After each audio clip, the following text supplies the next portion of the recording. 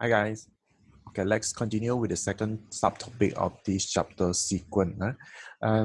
This second topic is about how to find the end term. Okay, so let's do some revision first from the first subtopic. Okay, you ignore this. Find the end term first.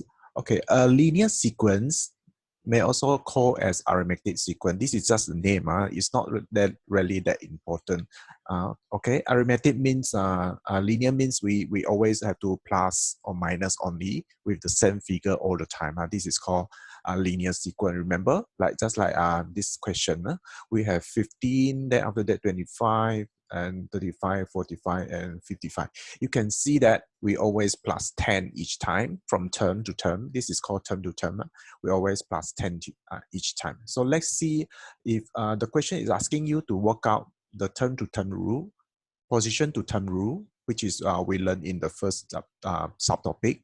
And today the C is the new thing, the end term is a new thing. Okay, we can convert this question into this format. Okay, let's say we have the position number. Position number is actually the n. The n is a symbol n. So you have 1, 2, 3, the first term and second. So we can write this question inside here, become 15, 25, 35, 45, and 55. Okay. Okay, now to answer question A, to term rule, which we learned before, that means because every time we plus 10 each time, so the term rule will call the answer is plus 10, just like that. You can just write plus 10 or in words plus 10 also can. Position to term rule, remember that I told you, if you have plus 10 here, you always multiply 10 with the position number. The position number, this is in words, 10 times position number. Then after that, you need to test. If you test it, 10 times 1, 10 times 1, you get 10 only. But our question is 15 here. You can see our question is 15 here. That means you need to add another 5 to make it 15. Then only this is our position to term rule. Then only it is correct. Okay. For the end term, it's very similar to position to term rule. All you have to do is just change this. Instead of we multiply position number, we just have to convert this thing become n, just like that. 10 will multiply n, then plus 5. Okay, so you can see if I substitute n as 1, so I will 10 times 1, I get 10. 10 plus 5, that's why I get 15. Okay, if I want to find the second one, which is 25, so I will substitute n as 2 right now. So 2 times 10, you can see you get 20. 20 you plus 5, see, we get 25. So that means this expression is correct. That means this is the end term that represent this sequence. Okay, this is how we get what we call as end term in the sequence. Okay, end term is very important in answering sequence question, because next time we will never ask what is term to term rule and what is position to term rule in year 10 and 11.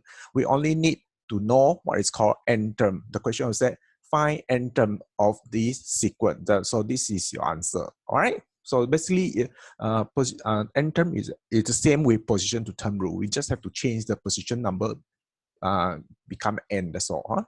Okay. Let's see another question. This question. Now, instead of we plus, just now, you say instead we plus, we now become minus, right? From 55, become 45, become 35, become 25, and become 15. So you can see the term to term rule in this case is minus 10, right? Okay, if this is minus 10, as usual, if I want to find position to term rule, it will become minus 10 times the position number, remember? Because you just have to use this to multiply these words. But to test it, let's run a test. If negative 10, you multiply by 1, I should get back 55, right? But you can see when I multiply 1, I only get negative 10, which is not 55. So that means you need to do something to get 55 back. So what do?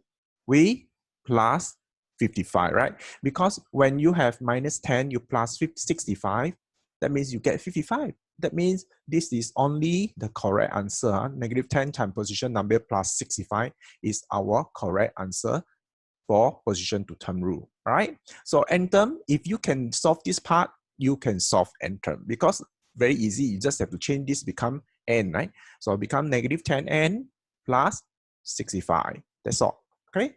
So let's see another question. Okay.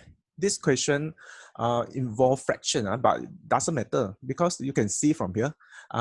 It actually is from 4, then become 4.5, become 5, become 5.5, become 6. So you can see every time we plus half, right? Plus half, plus half, plus half, plus half. Okay, so the term to term rule will be plus half. Okay, plus 1/2, plus half.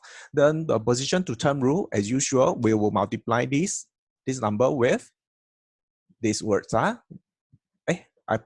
It's positive half. I didn't write down positive anymore because it's understood. Half time position number, and then is that the answer? Okay, let's run the test again. Okay, to test half. If we multiply 1, I should get 4, right? But in this case, you can see we only get half. When I times 1, I only get half. I'm not 4. So I need to do something. I need to plus 3.5 in order to get back 4. So then only this is a complete answer. This is the only complete answer to answer position to term rule, right? So n term, again, very easy. You just have to replace this thing, become n, okay? Then this is your answer, all right? So basically, that's it for this subtopic. Now you can proceed to do exercise 2.2, page 18 to 19, all the question. You try it out and see. I will share the answer next time, all right? Thank you very much.